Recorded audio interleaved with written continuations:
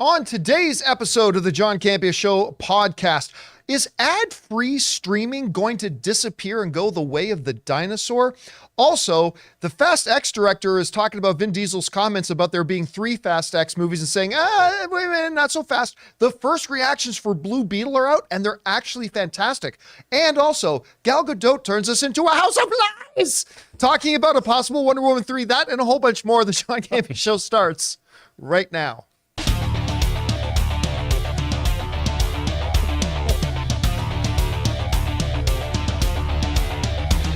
Well, greetings and salutations, everybody. Welcome to the best damn movie-related show on the planet Earth, the John Campea Show podcast, coming to you from right here in our quaint little studio, brought to you in part by our friends at Mint Mobile. I am, of course, your host, John Campea, and it is an awesome honor and privilege, as it is every day, to have you, our international friends, gather around as we talk about our favorite things in the world. Movies, movie news, TV, streaming, and all sorts of good stuff.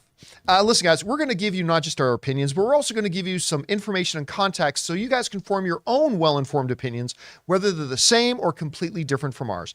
Joining us in studio today here, we got Ray Ora, who nobody on the podcast can hear you. Hi. So far back, he's out of focus. Also sitting over there is Jonathan Boyko. Chris Carr is here. Hey, everybody. And you guys are here. And actually, if you're watching live, we just decided to do today's show live. Just out of nowhere, decided to do live just for the heck of it. So if you're watching us live, good to have you here. If you're not, it's just the same. Anyway, here's how today's show is going to go. We're going to start it off by talking about those predetermined topics I listed off. And then in the last part of the show, we're going to take your live questions. If you guys are watching live and you'd like to get a question on the show, go ahead and use the super chat feature and send that in. However, we're going to start off the live questions part by taking some questions from our YouTube channel members who we asked a little bit earlier today to send in some questions of their own. We're going to pick some of those out and read those as well. But if you're watching live, like to send in a question, go ahead and use the super chat feature to do that. All right. With that down, guys, let's get things started off with this. You know, the other day we talked about how Disney just did their second major price upgrade in 8 months. In 8 months, they went from being $7.99 to being $13.99. And one of the things that we talked about is the reasoning behind that is because they kind of want to get people to switch down to the ad-supported tier, because ultimately, even though it's a little bit cheaper, Disney will make money off of us, a lot more money off of us, if we're on the ad-supported tier, because they'll get that, advertising revenue. Now, that brings us to today's Mint Mobile hotline question of the day. If you guys have a question for our podcast or one of our daily videos, you can send in your question anytime 24/7 by calling our hotline at 951-268-4259. And again, the topic of today's question is the ad-free versions of streaming going to go away? Check it out. Hey, John. My name is Thomas from North Hills, California. I'm wondering if with the increases in monthly charges for streaming services and how little money they actually make from it, do you think we'll ever get to a point where ad-free tiers will just disappear and we'll have something akin to the cable model? Thanks. All right. Thanks a lot for calling that in, man. And yeah, look, back when the pandemic was just getting started and all the studios and frankly, most fans started thinking that streaming was going to be this incredible pot of gold at the end of the rainbow, that it was the promised land, that it was going to be, the stone that just keeps giving out eternal flows of water with no end in sight, right? Well, it didn't take long for the studios and people to realize, you know what? The streaming world doesn't work that way. As of this point, the streaming world has been very not profitable. We've got studios losing money in the billions, despite the fact that a lot of people watch the content. Guess what? In a streaming model, it doesn't matter how many people watch your shows. You still don't make any money. Doesn't matter if one person watches it or 1 million people watch it. It makes the studio and the streaming service the exact same, whatever your monthly subscription was. So they've never cared. But along comes now this idea of maybe backtracking a little bit and starting adopting the old television model of commercials and advertising. Netflix is doing it. Hulu's always done it. Disney Plus is introducing it. and all that kind of stuff. And now we're even seeing that the streaming services are trying to encourage people to go down to the ad-supported program. Because again, great for Netflix if you're paying $15 a month. They're going to make more money off you if you pay $7 a month and get commercials, because that's where revenue will actually come. Because right now, they're not really making enough money. I mean, it took Netflix well over a decade to stop losing money year over year. They've only started becoming profitable in the last couple of years. So the question is that they bring up, and it's a really good question, will the ad-free versions just eventually disappear? Because already we're seeing them trying to incentivize us to go down to the ad-supported version. We're already understanding that they're going to make more money that way. So will they even bother continuing to offer an ad-free version? I don't really know the answer to that, but my feeling is no, it won't go away. I don't think it'll go away, but I do think it's going to become a lot more expensive. I think if somebody's got extra money to burn, these studios and companies will always find ways to let you give them your money. And if there are people out there, and I got to admit, I'm one of these people that since I've been using ad-free versions of these streaming services for so long, I don't know that I want to go back. I really don't. Like I might want to cut other things out of my life just so I can pay the little bit extra to keep my ad-supported, my ad-free version. But the reality is that right now, like with Disney Plus, the ad-free version is costing you $13.99. I'm not kidding. 18, 24 months from now, I could see that being $35. I really can. Because they're going to like, all right, you don't want us to make money off you with our commercials? Fair. But we're going to have to charge you so much money that it's going to make up for the fact that you're watching our programming and we're not getting any advertising revenue from you watching. So we're going to start paying a premium. So yeah, I do think they'll still be around, these ad-free versions, but they will come at a much steeper premium, I believe, than what we're paying right now. Because again, what they really want is for you to go down to the ad-supported one. If you want to stay ad-free, we're going to have to pay for it. And that, of course, is going to leave suckers like me who want my ad-free, first world problems. I want ad-free. Yeah, we want it, huh, John? But yeah, we want it. But it's going to force suckers like me to start picking and choosing. Because when the ad-free versions start costing $35 a month or $40 a month, I'm not going to be able to have 5 streaming services that I pay $35 or $40 a month for free. So I have to start picking and choosing which ones. I know, Chris, I mean, we're seeing this rollback, if you will. And it's not just the ad campaign. We've been seeing a number of areas in the entertainment industry that during the pandemic rushed towards a new model and have slowly been kind of going back towards at least elements of the old model that work better. Do you think that the ad-free version, I should say, of streaming services are just straight up going to disappear? Can you see a way that they stick around? Maybe the ad-supported one doesn't stick around. I don't know. How do you think this is going to shake out? The closest I could see to an ad-free version of things is kind of like when you have on Hulu that option of, hey, you can watch this really long-ass commercial first, and then your stuff is going to not be interrupted. Right. I don't think we are going to live in a world, though, ultimately, where there's absolutely like no option of having a no ads tier, because you can get so much money for it, because there are people who are going to pay for it and go, gosh, I really don't want the rhythm of my show or movie interrupted. The term for those people like myself are called suckers. This is very true. Yeah. And every time I talk to actors too who are like, oh, I can't stand watching commercials. I'm like, do you not like making money? Commercials are how we make money, y'all. And I know it's not glamorous, but y'all need to be watching these so you know what the fuck you're gonna do. Yay, we're live again. I'm swearing live. Hooray. But I think that they're always going to have that option for folks, because there are going to be people who go, you know what, $35 for me to watch my shows completely uninterrupted. I love that. I want that. I am what's known as incredibly cheap. So I will sit down and watch Pluto TV interrupting me every 3 minutes. Like, I don't mind an ad at all, but I don't see them getting rid of it completely, because you can get so much money from people out of it.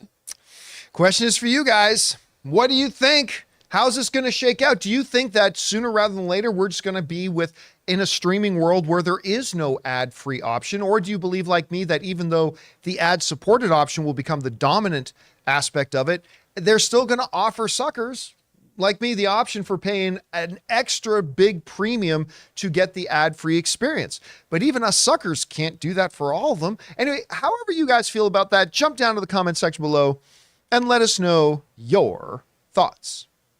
All right, guys. With that down, let's talk about this, shall we? Remember a while ago, Vin Diesel was doing press for Fast X, and we've all known for a while that Fast X, there was going to be 2 final movies, right? Whether it was going to be called Fast X and Fast X Part 2, or whether it's going to be called Fast X and Fast 11, whatever it was going to be called, there were 2 movies coming. So there's Fast X and then one more. And then some of you guys will remember that Vin Diesel on a red carpet dropped a bomb. This basically says, nah, Fast X is going to have 3 movies. We're going to have 3 of them, to which all of us were like, wait, what? Excuse me? Now, of course, that's probably unlikely with the fact that Fast X also took another dip at the box office. Now, I mean, hey, it still made coins, but it didn't make, it's going on the wrong trajectory. It's going downwards. But apparently, maybe Vin was just flapping his lips. And by the way, I am no anti-Vin Diesel guy. I'm a big Vin Diesel fan. I love Vin Diesel. But according to the director of Fast X, Louis Leterrier, who, by the way, was my director on my Incredible Hulk movie. Just want to throw that out there. That co-starred Ed Norton Jr. with me. But somebody finally asked Louis Leterrier, the director, who's now working on Fast 11, or Fast X Part 2, whatever you're going to call it, about, hey, what about this 3rd movie? This is what Louis said. This comes to us from Total Film. Said this: the one thing about Vin is, like, when he's on a press line, he will say anything to get out of that press line. Leterrier laughingly tells us. And I'm kind of like him and go, yeah, sure. We will go to the moon in the next one. Bye. And then you never forget. The director continues, obviously the next one is coming, and then, yeah, 1 movie at a time. I think the one thing that that Hollywood keeps reminding us is that it's 1 step at a time. Put 1 foot forward at a time. Let's count our blessings. We're very lucky that this movie was well received. I'm not sure how well received it was, but anyway, and well loved. People went to see it in the movie theater, and now they're going to go see it at home 1 at a time. Can I just say that that's exactly how they write these movies too? Yeah, sure. And the next one will go to the moon or something. Yeah, that's probably how it's actually written in the script. Pretty accurate. So basically, look, let me translate for you what Leterrier just said. What? Yeah, Vin says things sometimes. Vin says things sometimes. Basically, look, he said in a very diplomatic way, Vin Diesel is his actor, but he's also his boss. Because Vin Diesel's the producer of these films.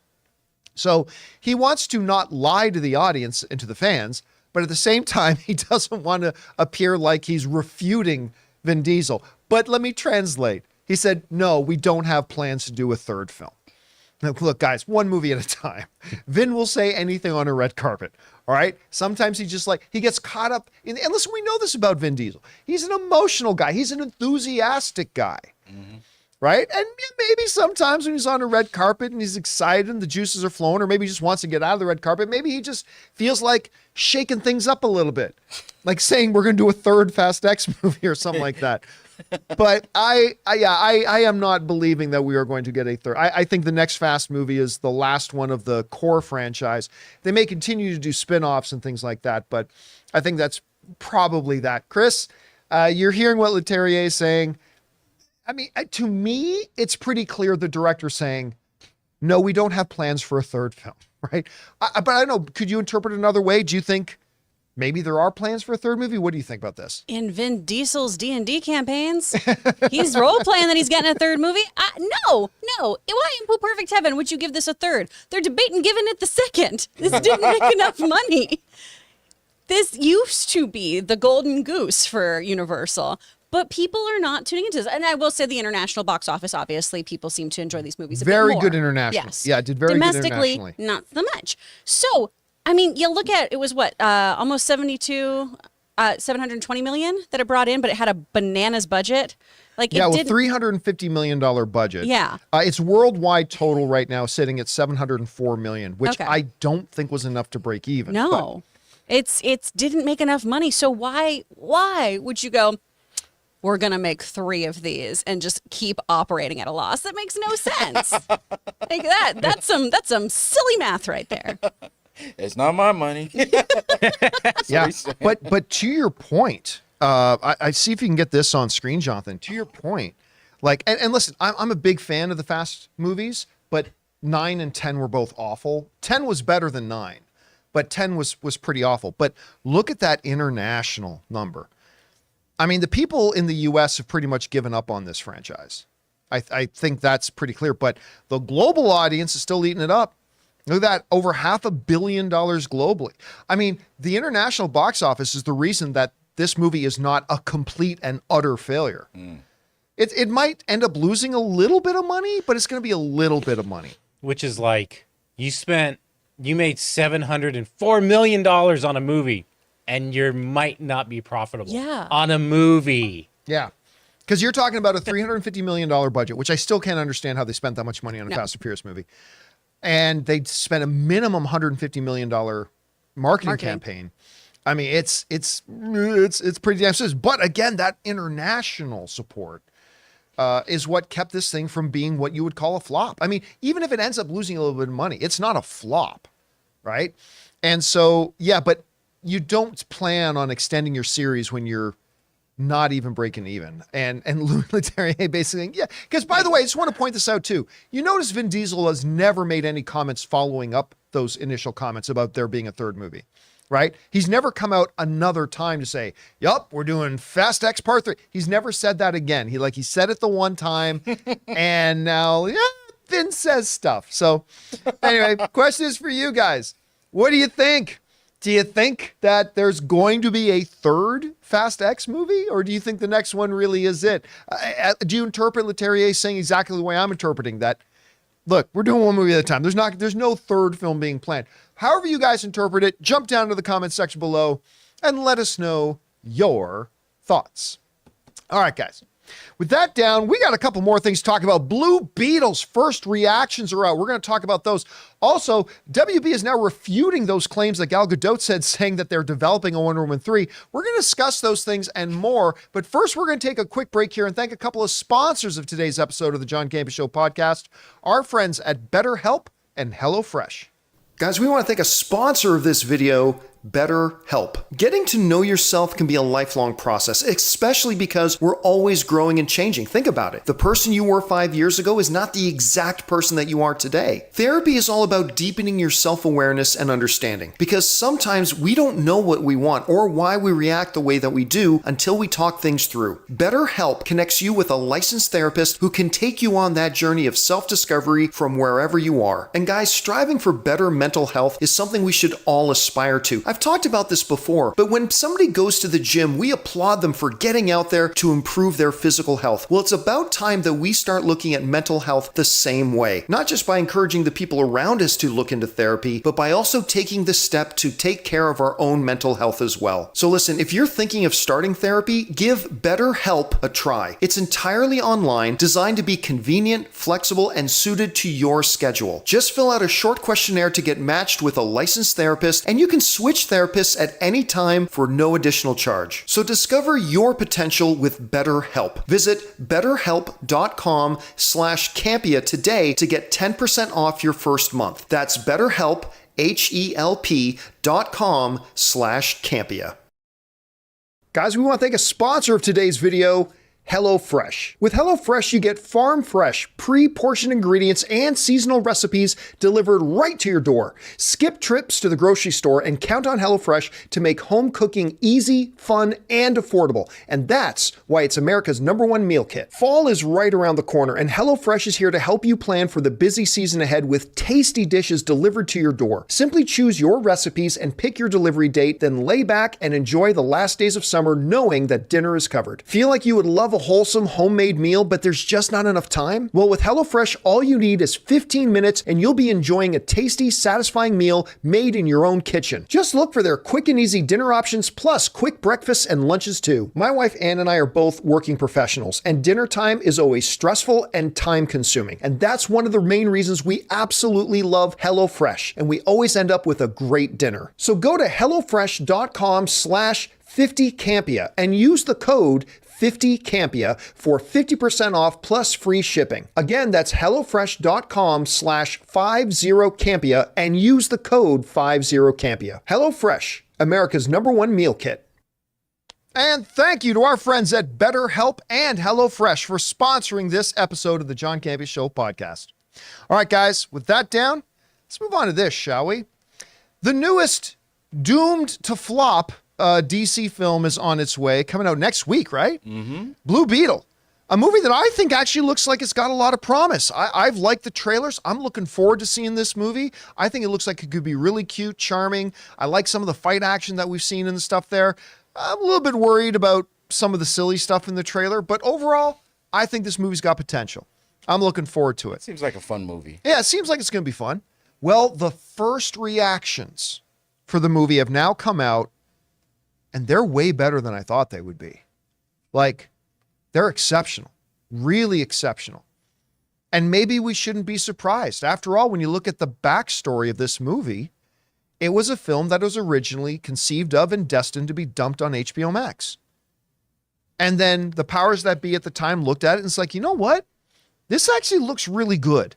They're looking at the script, they're looking at the storyboards. This is actually really quite good. This thing deserves to be in theaters. And so it's coming to theaters. And now maybe we know why. Here's some of the reactions that we're getting. POC Culture says, Blue Beetle is my favorite post-Nolan DC film. It's an action-packed, highly entertaining superhero story about family, and there's nothing more important than family. The film is unique in that it lovingly and unabashedly shares the Riaz family's Mexican culture. I like this. That's a good image they share.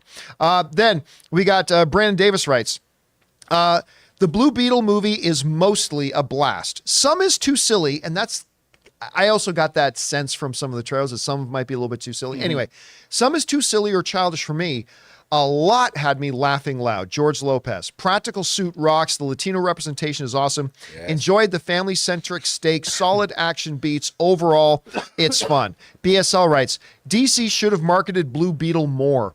It's a fun, self-contained, emotional story about family. Xolo Mariduena is perfectly cast and shines as Jaime Reyes. George Lopez and Bruna Marquezine are also standouts. I'm so happy Blue Beetle is the first DCU character. I think there's a little bit of misunderstanding there, but Cine Movies TV writes, Blue Beetle was a huge surprise. After a shaky start, the superhero movie is full of laughter, action, and lots of heart. Xolo Mariduena, I'm sure I'm mispronouncing his name, kills it.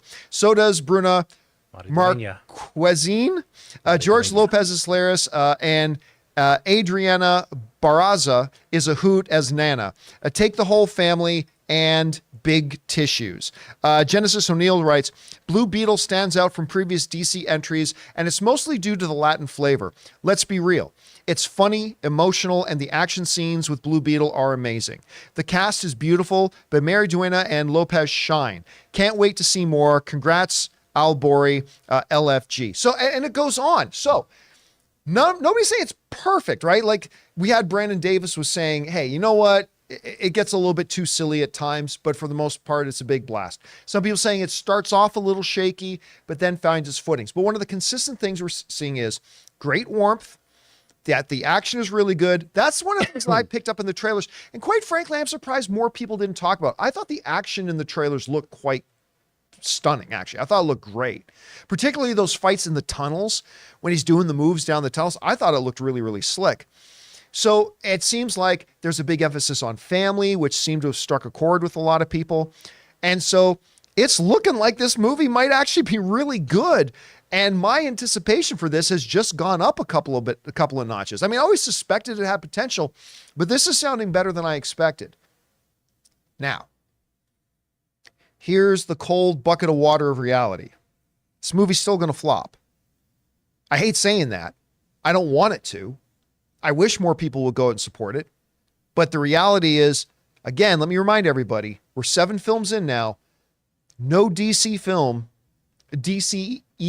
film, I should say. No DCEU film has cracked $400 million in the past 5 years. 7 films. Now, I'm not talking opening weekend. I'm talking worldwide total box office. And I just don't see this being any different. I hope I'm wrong. If it's as good as it sounds it is, I hope people get out there and support it. But I'm not hopeful for it. But who knows? We'll see. Anyway, Chris, you're hearing the reactions coming out of it. Are they right where you thought they'd be? Are they better than you thought they'd be? Where's your anticipation level for this right now? How do you see it? They're where I hoped they'd be. I'm very relieved by all of this because I want this movie to do well. I've loved seeing this. I've loved seeing all of the different previews for this. And I've really, really enjoyed that emphasis on family that we've seen from the trailers that we saw at CinemaCon because it is different than a lot of the other superhero fare we've seen. I love that the family is in on this from the jump. They know exactly what's going on with Jaime. And I'm so glad it's getting, good reviews here. Does some of it look silly? Yes, absolutely. Do I like that silliness? That is my brand of shit. I am very excited about it. When he makes himself that sword, that Buster sword, oh my gosh. Oh, I'm very excited about this. This makes me happy. Is it still going to be $1 billion Beetle? Right? No, but no. I'm still hoping it does at least get more than Black Adam. So, just so that's kind of in talking about the DCEU, right? The last 5 years, 7 films, none of them have made $400 million. I know. Can Blue Beetle be the one that actually, 400 is not exactly the standard of excellence, but can this one be the first DCEU film to crack that 400 mark? It's definitely got to beat Shazam 2, for sure, right? I don't know how it can't. It's the budget wasn't like that expensive million. from what I like Shazam 2 didn't even crack 200 million. They barely spent any money on marketing, so that's what it says. I've seen a over. decent amount of marketing. I don't think the marketing's been fantastic, but they've done a decent amount. Shazam was 133. I've got a question for you guys about the marketing too. A couple of my friends have said the more they've seen of this, the less excited they get. Where they feel like the trailers are showing them too much as it gets closer to the movie. Exactly, that's what I felt too. Okay. I felt that the same way. Like the last trailer, I didn't need it at all. Yeah. They just showed way too many parts. The movie parts. needed it. There was, for anyone who wasn't on board, I was already on board, right? So it's 2 hours and 7 minutes. So there's a lot of movie there. So it's shorter than Gran Turismo. Yeah, but there's a lot of movie there. I would have thought this was like an hour 50. Is 2 hours and 7 minutes a long movie though? That is a long movie. Isn't that kind of an average length movie now? Yeah, for a superhero movie, I'd say so. Yeah, me too. I guess we're gonna see it Thursday? Yeah, this Thursday. We're gonna see it. Really early too. Yeah, we're gonna see a 2 p.m. screening of it. And Jonathan's coming. Yeah, Jonathan gets to come. He's gonna be in the first one that Jonathan's gonna be in a out of theater reaction video with it. All right, guys, questions for you. What do you think about the reactions? I think they sound great, actually. Let me read one more because I like this one too. Griffin writes, Blue Beetle is a massive win for DC and an electric introduction to the first hero of the DCU. Again, I think people are really misunderstanding that. But Sholo is charismatic star making performance, confidently anchors this an intimate synthwave journey of family, heritage, and purpose, a fresh and endearing spin on an origin story. These are the types of things I wanted to hear. So again, nothing in here is screaming best picture contender or anything like that, but it's the kind of stuff I wanted to hear. Good action, sense of family, warmth, fun. That's what I want to get from a Blue Beetle. I do not believe Sholo is going to be Blue Beetle in the new DCU. Not going to be it. Not going to happen. But who knows? Maybe this becomes the damn $1 billion Beetle, and that'll all change. We'll see. However you guys think about this, jump on down to the comment section below and let us know your thoughts. All right, guys. With that down, let's talk about this, shall we? So, the internet got all a buzz. We did too around here. The other week when Gal Gadot, who, I have mixed feelings on her performance as Wonder Woman, but a totally charming, delightful individual from all accounts, gave a comment in an interview that really caught a lot of people by surprise when she claimed that herself, James Gunn, and Peter Safran are going to be developing Wonder Woman 3 together. To which, to quote Chris Carr, my reaction was, for why? Huh? What? In a world where you have let the greatest Superman of all time go, because you got to reboot, so I'm okay with it. You got to reboot. Yeah, he says we got to do it. We got to do it. To do it. You got to reboot. So I'm okay with it. Even though I love Henry, is my all-time favorite Superman, you got to reboot. Bring on Superman Legacy. But wait, what? You're Gal Gadot, we're Wonder Woman 3? What? So it was very, very confusing, right? And at the time, we said, don't take this as gospel, because the way it was all worded was that the commentary was that Wonder Woman 3 is not necessarily dead and all this kind of stuff. Well, I'm here to tell you that somebody's lying. Somebody's lying. And I don't know. I don't know if it's Gal Gadot. I don't know if it's people at Warner Brothers, but somebody's lying. Somebody. Because an exclusive report came out in Variety. Again, this is not Gus's Gas Station Movie Reviews.fart kind of website. This is Variety. And Variety put out an exclusive report basically saying, nah, there is no Wonder Woman 3. It says this, is the third Wonder Woman movie on the way from Warner Brothers DC Studios? Not quite. Despite recent comments from Gal Gadot claiming DC heads James Gunn and Peter Safran told her they would develop Wonder Woman 3 together, sources with knowledge of the situation, by the way, I did put out some feelers today. It was somebody inside Warner Brothers, with knowledge of the situation, tell Variety that this is not the case.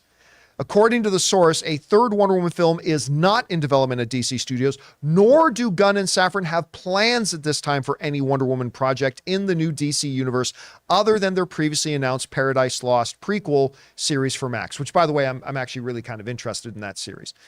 All right. Somebody is lying. Mm-hmm.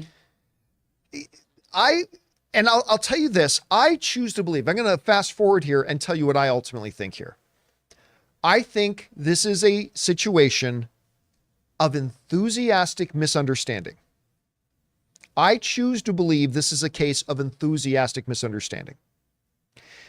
Because let's think about this. James Gunn and Peter Safran have no reason to tell Gal Gadot they're going to do a Wonder Woman 3. There's simply no reason for them to do that. They have no motivation and no incentive and nothing to gain by lying to Gal Gadot and telling her they're going to do a Wonder Woman 3 with her. There's nothing to be gained there. There's no reason to do it.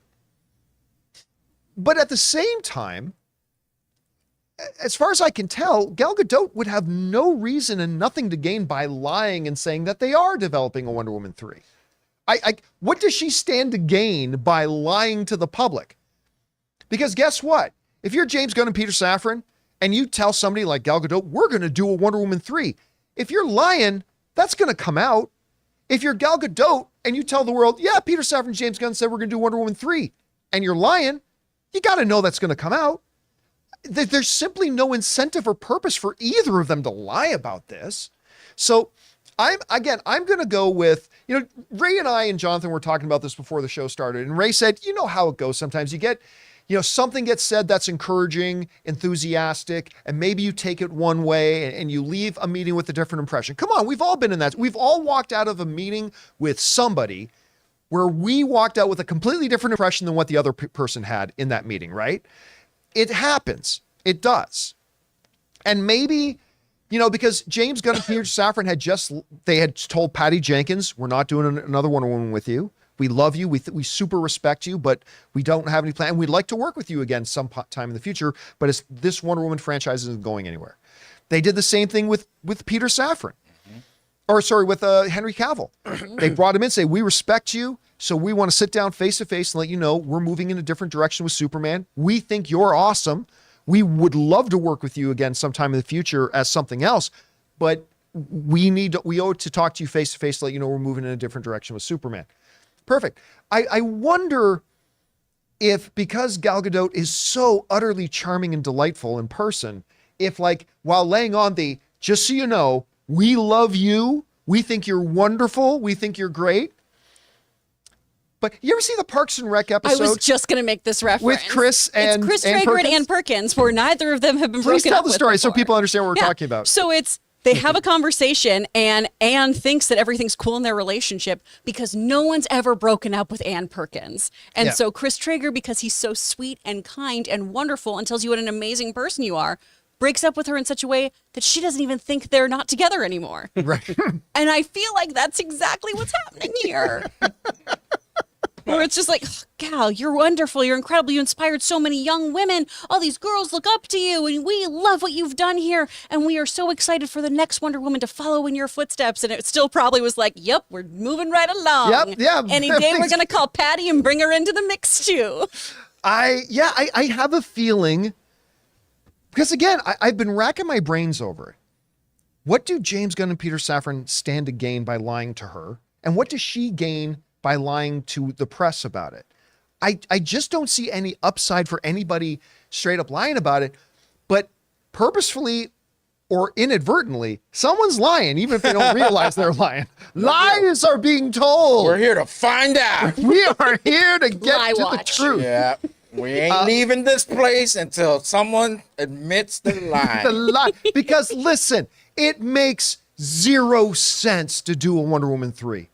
There is no basic sense to the idea of doing a Wonder Woman 3. Forget about the fact about the reboot of the universe, which in and of itself is pretty problematic. I mean, look at what happened with Wonder Woman 1984. The lightning they caught in a bottle with the first Wonder Woman, which is a wonderful movie, by the way. That first Wonder Woman movie is wonderful. But that lightning in a bottle quickly got out of the bottle and disappeared because Wonder Woman 1984 was not good. I still have no problem that Diana slept with Steve Trevor when he was in somebody else's body, because for all she knew, that was now Steve Trevor forever. That was his body now. I have no problem with that issue, but I have a lot of problems. They all the same anyway. Yeah, we're all the same. All the same. I just feel like if we had those genders reversed, people would have had a way bigger issue with it. And that's always my red flag of we should not be okay with this. Consent is consent. Right. Yeah, true. But again, I can see the argument, but it also makes me go, oh. There was no reason for her to believe that this wasn't going to be him. Perfect. Him forever. There was no reason to believe that wasn't permanent, right? It's just a gross detail that the writers and everything. Why did we do that? It reminds me of Tom Hanks's movie Big, because really, that woman's a pedophile, but she didn't. She didn't know, but it's still. Yeah, she didn't know, so you can't really hold that against her. But yeah, it makes no sense to do Wonder Woman 3. There's nowhere for it to fit in. You're changing this universe significantly. It's time to move on. So look, am I telling you I have all the definitive answers here and I know what's what? No, I'm like everybody else. I'm taking the information that's being presented and I'm developing, my own analysis of it, just like all of us are. And I'm probably right or I'm probably wrong. I mean, whatever. But for all I know, maybe Gal Gadot is straight up lying through her teeth. I mean, I don't know, but I choose to believe that I don't think she probably intentionally misled anybody. That's my choice. Anyway, Chris, this is a mess. Yeah. This is a total scuttlefuck of a mess. You've seen all of it? Mm-hmm. How do you make any sense out of this? Well, the technical term we use in the industry is clusterfuck. That's what that seems to be here. Amazing. This is a mess. But I mean, right now, the DCU is kind of set up to be a mess right now because who's staying, who's going. I don't know who is still in the mix because it does feel like if this thing does well, we're going to keep them. If this thing doesn't do well, we're not going to keep this person. But also we have Elseworlds. But also we're going to have a main line. And maybe we'll have 5 Batman. And I don't know. And I say that knowing full well that Marvel's doing the same thing, right? There's 3 Spider-Men who still very actively can be in the mix. They have all these different, 4 if you want to count Sony's. Absolutely, yeah. You have a whole bunch of different things going on there. This, just because they're launching an entirely new version of the DCU, it does feel like there should be a fire sale of just, okay, well, everything's got to go. We're starting fresh. Now I'm just thinking of Arrested Development. It's a fire sale. But I don't understand where the communication breakdown happened here. That's the big thing, because there absolutely is no gain for anyone lying about this. But I don't think that a conversation with James Gunn and Peter Safran and Gal Gadot would go this off the rails. And I know I was talking about the Ann Perkins thing earlier. I don't think she'd leave that meeting being I'm getting a new movie when she's not. I feel like there's some role for her still within the Warner Brothers world. I just don't know what that's going to be. And I don't know if people at Warner Brothers are just being reactionary to how everyone else has reacted to the news. For all we know, her publicist was like, well, they kind of hinted maybe. So just to get you in the news cycle, just say it. Just say that, yeah. And she's like, okay. And now she's probably like, why did you tell me to do that? There's a whole bunch of just nonsense happening here. It's funny because like when you run down Peter Safran and James Gunn had to sit down and talk with several people, including Dwayne "The Rock" Johnson, Henry Cavill, Patty Jenkins, and others. And none of those other ones came out saying, well, James Gunn promised me this. And they all kind of got the message clear that, hey, tons of mutual respect, but we are going in a different direction. Your Black Adam is not going to be part of our plans with this brand new DCU. Your Superman is not going to be part of our plans with the brand new DCU. Your Wonder Woman is not going to be part of our plans with the brand new DCU. I just definitely not your Flash is going to be in the DCU. He walked out with a bottle under his coat.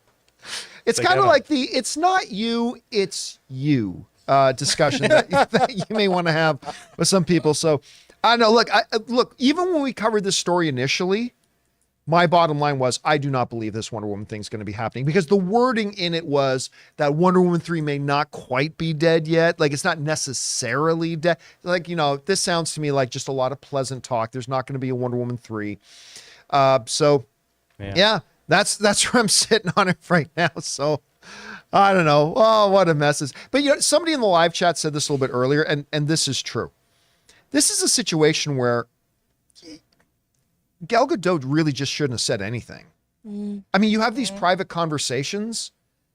If the other side of that conversation isn't there to give clarity and context, and you may not have understood the situation right, you probably shouldn't be talking to press saying things that were said in private conversations, because now it's just it's making everybody look bad. It's making her look bad. It's making James Gunn and Peter Safran look bad. It's just a mess. Now, a mess, yes. This is probably all going to be forgotten in 10 days. Probably none of us are going to be talking about this in 10 days.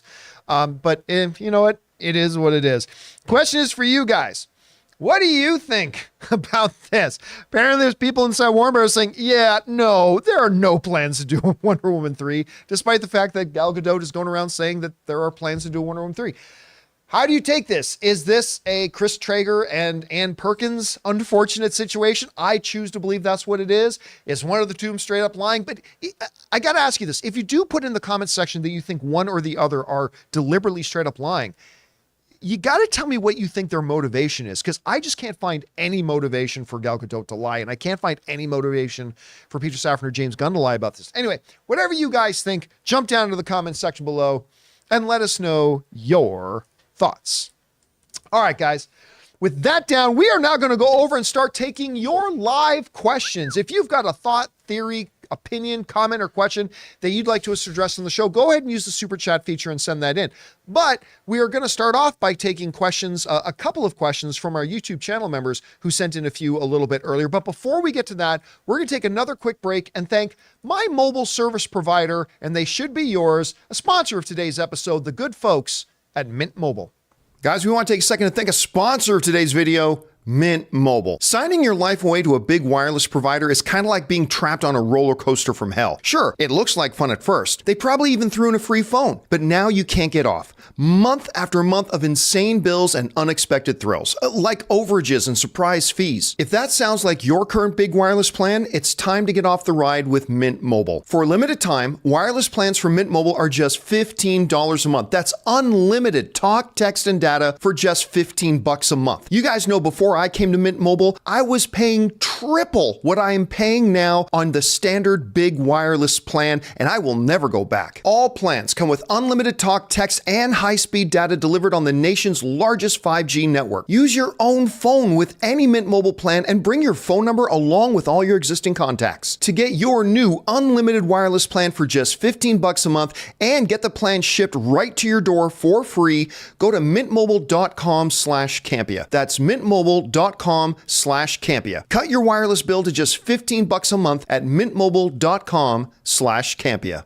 And thank you to our friends at Mint Mobile for sponsoring this episode of the John Campea Show podcast. All right, guys, we're now going to go over to your questions. We're going to start off with our beloved YouTube channel members. Thank you guys who are YouTube channel members for supporting us in that way. And what do we got in there, Jonathan? All right, first is Amin here. Amin, what's the most expensive, valuable movie-related item you own?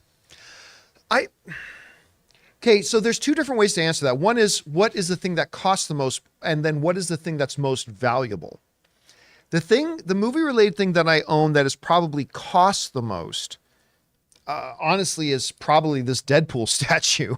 I mean, that's probably the most expensive. That's probably the biggest price tag I've paid for something that's movie-related. Like, not talking about my television or something like that, but that's probably it right there. But the thing that's probably worth the most is probably, I'm going to guess, and it's not worth millions or anything like that. It's probably my badge for the Shang-Chi world premiere, autographed by Simu Liu, Shang-Chi. That is probably, like, if that went to some kind of movie auction, that would probably, if I took everything movie related that I owned and took it to auction, that would probably be the item that would probably fetch the highest price. Whatever that price would be, I don't know. Maybe it would be a ton, maybe it wouldn't be all that much, but that's probably the thing I would have. I don't, any of you guys got like something like big movie related that you have? Cheap. The only thing I can think of is I have, I mean, you obviously, you know, I have all these Mondo posters, but I have one Mondo poster for Rear Window, and it's probably worth like $1,500. Damn. Which I have it like professionally framed and everything. I have one other thing. A original Hunger Games movie poster autographed by the entire cast. Damn. And I have photos of me with them as they autographed it. So so that might be worth something too, I guess. I don't know. All right, what's next? All right, we'll go with Joel. Obviously, no one has seen Napoleon yet, but it seems likely that Cillian Murphy, Joaquin Phoenix, and Leonardo DiCaprio will be competing for Best Lead Actor at this year's Oscars, all for historical figures from top-tier directors. Should make for a great race. It really does look that way. Yeah. I mean, now the question then will become who are going to be the other two horses in that race. Because remember, there are going to be 5 nominees for Best Actor this year. It does seem, again, we haven't seen Killers of the Flower Moon. Maybe we'll come out and go, that was the worst performance of Leonardo DiCaprio's career. Maybe we'll come out of Napoleon and say that was the worst performance of Joaquin Phoenix's career. Highly doubt that. Actually, Joaquin Phoenix was directed by Ridley Scott before. Oh, and by the way, he got an Academy Award nomination for that performance as Commodus in Gladiator. So that seems likely, but then it's going to be who are the other two. But you're right, it's going to be really, really interesting. All right, what's next? All right, it'll be Slarf here. I'll just move it up. Hey everyone! It seems House of the Dragon has cast its Darren the Daring? Oh, my brain melted. 21-year-old actor Jack Cunningham Newdall. The young man looks very similar to Aegon II. Very excited for season 2. When is season 2? In 2035. 25 or so probably is when season 2 is going to come. Listen, I'll tell you what. We got inundated. Rob would phrase it as an embarrassment of riches for a window of time there where in not too terribly far separated from each other, we had House of the Dragon and Last of Us. And it was like appointment television. Like, when does that show drop? Yeah, block the schedule out. That is what we are doing Sunday nights at whatever o'clock. That's what we're doing. I cannot wait for like House of the Dragon. I suspected it was going to be good. I had no idea it was going to be this good. I'm not saying it's as good as Game of Thrones overall yet, but its first season was better than Game of Thrones' first season, I thought. Granted, it had the advantage of being able to build on the stuff that Game of Thrones did, but I cannot wait for this second season, man. I cannot wait. I'm so excited for it, and I have no idea when it's actually going to happen. Probably in a couple of years. All right, what's next? Lord Howard in the chat pointed out that that's pronounced Dayron. I did not read these books. Dayron, so there we go. Thank you, Lord. Well, I don't know. Even if you did read the books, how would you they know? don't speak to you and tell you the pronunciation. I don't know who anyone is. At least, when I read Harry Potter, they told me how to say Hermione. The phonetic note was in there. Hermione. All right. What's next? Brazilian dude next. Should the MCU have rebooted after Endgame? Looking at it from both a creative perspective and business perspective. No, they did not need to reboot after Endgame, but they shouldn't have done a multiverse saga either. And they should have had a better plan coming out of Endgame. Now, look, Kevin Feige is a statistician, and he knows the percentages of what can work, what won't work, all this kind of stuff. But he's also a strategist. And I think he needed to have a better plan coming out of Endgame, because even though I'm sure there was a plan, it has felt like there wasn't much of a plan. It doesn't feel like they properly planned for and had a strategy for how do we deal with the face and the heart of the MCU, Steve Rogers and Tony Stark, Chris Evans, Robert Downey Jr., not being there anymore. The identity of the MCU is going to take a real hit. It's not going to be clear what's the identity of this thing anymore. And they did not do a good job coming out of post-Endgame with a real plan to establish again, here's what the identity of the MCU is now. They have not done a good job of that.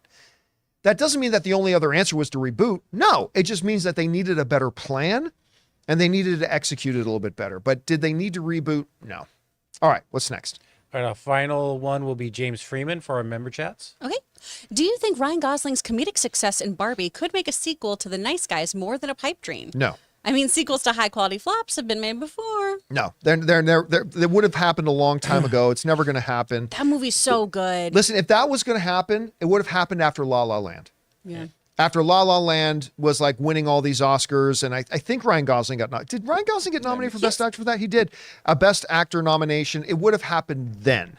So no, none of this makes Nice Guys any more feasible, unfortunately. It'd be the same argument too, though, about like why didn't Kiss Kiss Bang Bang get a sequel? Because Kiss people Kiss didn't go Bang see Bang it, was and that so movie's good. perfect. I watch it every Christmas.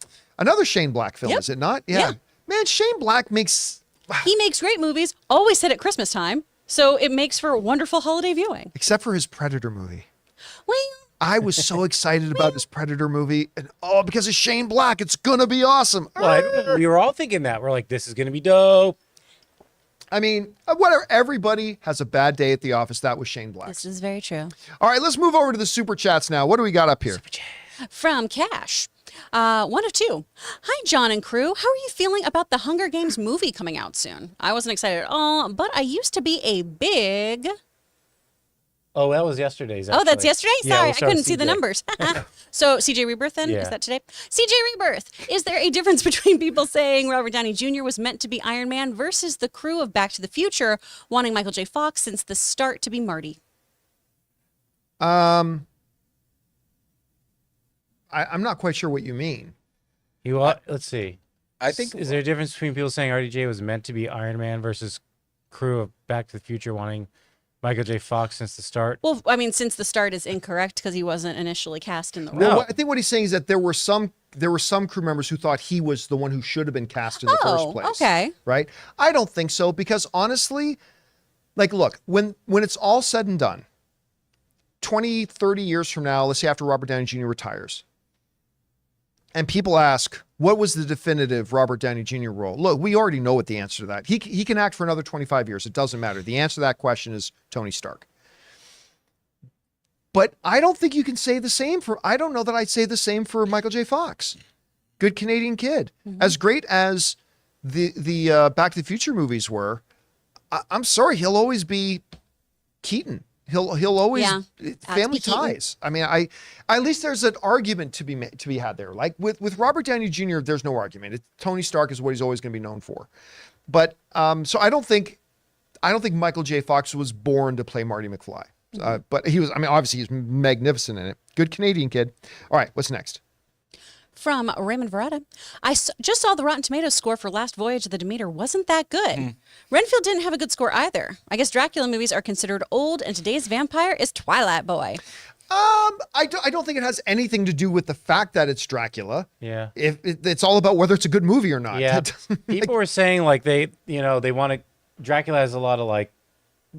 There's a lot of potential for Yeah. it, but this didn't get there. So that wasn't Dracula's issue. It was the problem with the movie. Stephen King tweeted about how much he liked Voyage of the Demeter. Oh. So it's got an endorsement from like the man king himself. of horror. So Well, I just know from CinemaCon when they showed us the first preview, I've not had any interest in this movie. I went, too spooky, no thank you. Yeah. All of my friends and my husband are seeing it Sunday, and I'm going to stay at home and watch a Muppet movie. Yeah, I think I'm going to watch the original Guardians. By the way, can I bring this up? Anne decided to throw on the first Guardians of the Galaxy. because we watched Guardians of the Galaxy 3 again the other night, and it made her, she's like, I haven't watched the original Guardians of the Galaxy in a while. Logan was doing that this morning. Okay, you know what? We all know the first Guardians of the Galaxy is great. We all know that. It's fucking great. I forgot how great that movie is. It's so great. Like, we were watching it, I'm like, I forgot how truly magnificent of a movie that first one was.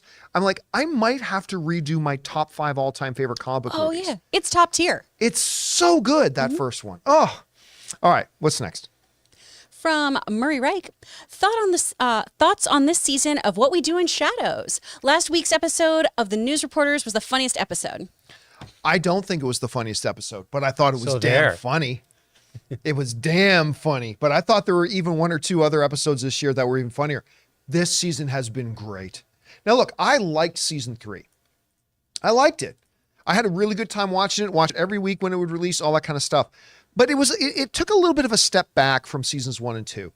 From the first episode of this season, you're like, oh, they got their groove back. Stella got her groove back. They're back. And it has been... Did you see this newest episode? No, I finally started catching up. I just finished the little Antipaxos episode last night. Oh my So God, that one is so good So too. great. But All the stuff with Terry is there's just this one moment in it where there's a news reporter out front on the Vampire Street because there's a water main broke. There was flooding in the streets, right? So the news crews are outside of the vampire's house. And she goes, oh, we have one of the locals here. And it's Nandor. And she goes, what is your name, sir? I am Nandor the Relentless. She goes, I'm here with Nandor de Laurentiis. And I'm just like, oh my God. And I don't know why. I just started laughing my ass off. This show is so funny. I love this show so much. love I'm that dying show. for them. I'm dying for them to do, what was his first name? Daytona? Something Daytona, human bartender. Oh, shoot. What was the first name of him? No, it was the episode with Mark Hamill in it. Yeah.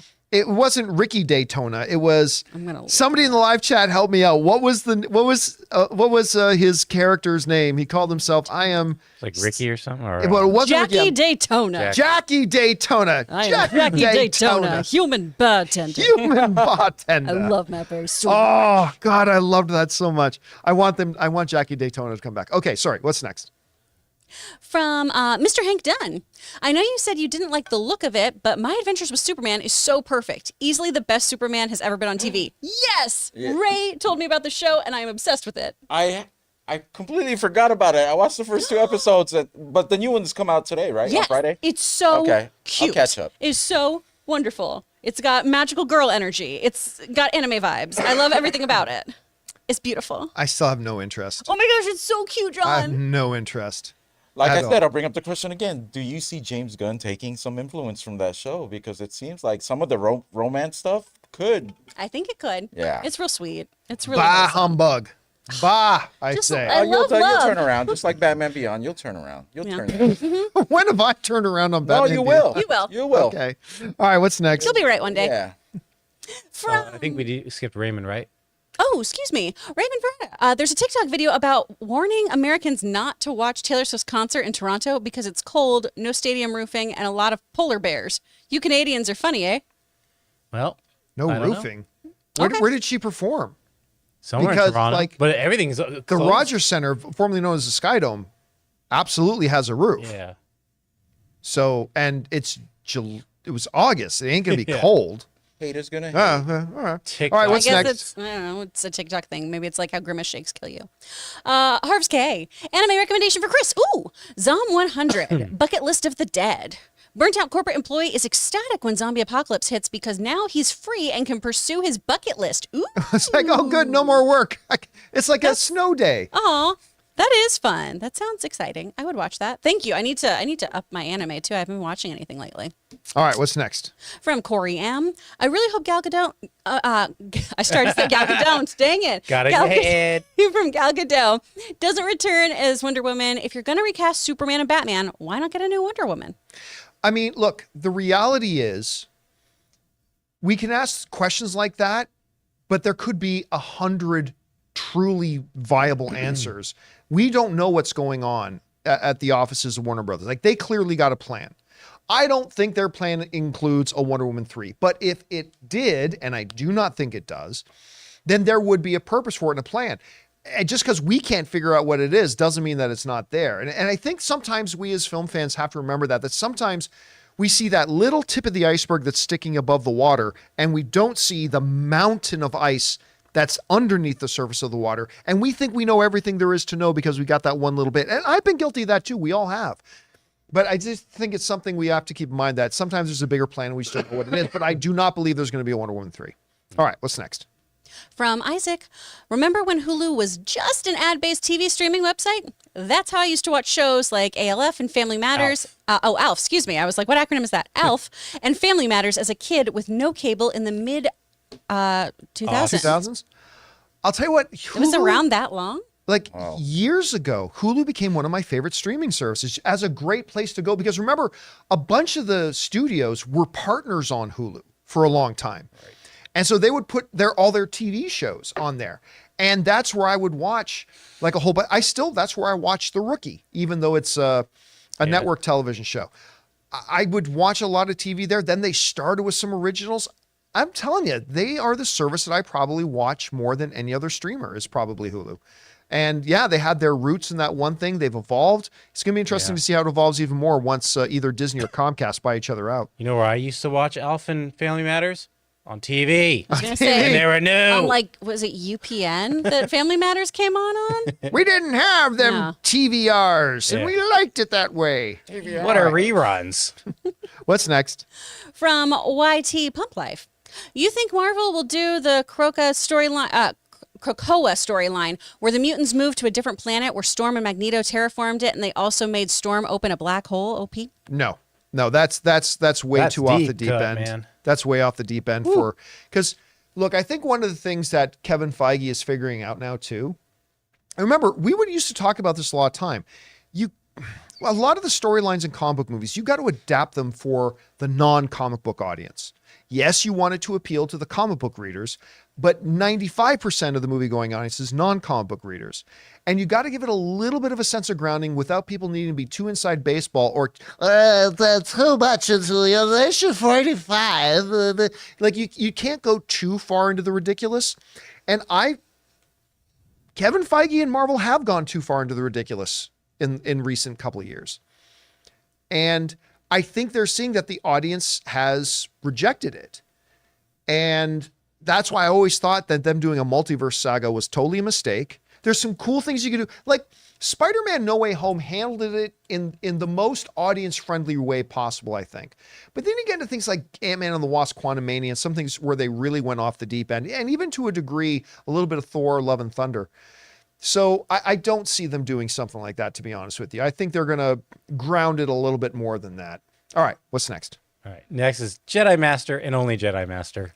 From Jedi Master. I hadn't watched Riverdale since season 1, so I used the past week to jump on to season 6 on Netflix and finished it. Oh my God. I can't believe what the show has become. I genuinely enjoyed how it's so bad that I got a crap load of humor from it. F&F. Fantastic. Fast and Furious is absurd, but this show makes that look like child's play. Everyone has stupid superpowers. There's multiverses and time travel, and Betty is the greatest friend and girlfriend ever as she lets Veronica and Archie bang once. Guess that makes her great. I mean, I do think there's a moral to the story there. Yes, that being said, I never watched it when it got into that, but I did catch the fever of Riverdale, and I watched the first season.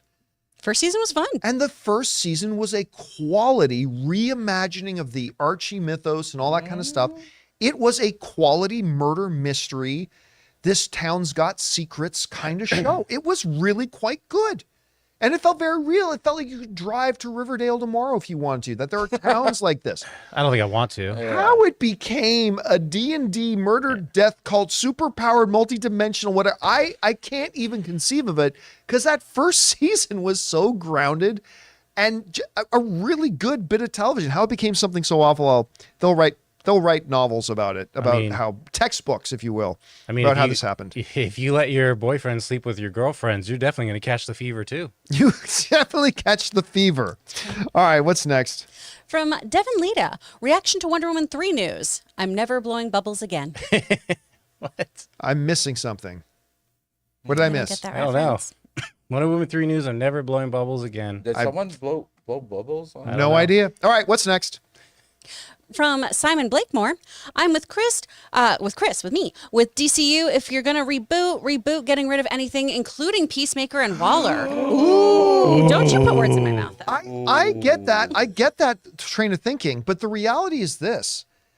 Peacemaker was so separate from the DCEU Yeah. that you literally have to retcon like 2 minor details in Peacemaker to make it totally able to just uproot it from the DCEU and drop it into the new DCU. There really isn't much you have to change. I mean, there's that quick cameo appearance at the end by Flash and Aquaman. Okay, you got to retcon that. And I think there's like one other minor detail that happened in one episode. Other than that, remember, this was like the #1 show in the world. And if it was like really steeped in the DCEU, I would be with you and say, yeah, you got to cut it loose. But considering it was really essentially a completely separate standalone thing that will very easily can be, transplanted into a new universe, I have no problem with it. I really don't. If they did get rid of it, I would have no problem with that decision either. But because it's already so separate from the DCEU, I don't have a big problem with it. All right, what's next? From La Ligue des Nakamas. Sorry. The Snyder Hamadaverse needs to go. Blue Beetle, Gotta Ezra, go. Gal Gadot, Zachary Levi, etc. I don't care. Every single one of them just needs to GTFO. Look, I am in the purest form. If you reboot, you reboot. But there has to be some nuance in there as well. Like, I am all for if Blue Beetle truly feels completely standalone and separated from the DCEU, and it made $800 million at the box office, I would have no philosophical problem with James Gunn actually taking the Blue Beetle character, this incarnation of the Blue Beetle character, and bringing him into the new DCU. That is not going to happen. It's not going to happen. But I would have no problem if they did. So again, I agree. I'm a wipe the slate clean kind of guy, but there has to be some nuance and there has to be some wiggle room in there if you can find it. I don't believe Gal Gadot is that wiggle room. I don't believe that my beloved Henry Cavill is that wiggle room, because those are two intrinsically connected. They are what the original DCEU was. If you can find some wiggle room for some other characters that weren't, maybe there's some flexibility there. Maybe. All right. What's next? From King Tantic, just some support. Yay! Thank you, King Tantic. Alpha, not saying Gunn is the one lying, but I think he caused the misunderstanding. He also said Affleck was interested in directing, which Affleck refuted. He did. So when again, this could be one of those things where these discussions happen, two people walk out with slightly different impressions. The important thing was when Safran and Gunn and Affleck met, the main thing was, we're not going to be doing more Batman movies. We're going to be going there, but we love you. We'd love to have you, blah, blah, to maybe direct something in the future. And maybe Affleck responded in such a way that it made them feel like, oh, good, he's open to that someday. But Affleck didn't intend it that way, and that all got settled out. But the key thing was, Ben Affleck never walked away from that meeting thinking he was still going to be Batman in the DCU, right? That's the main thing.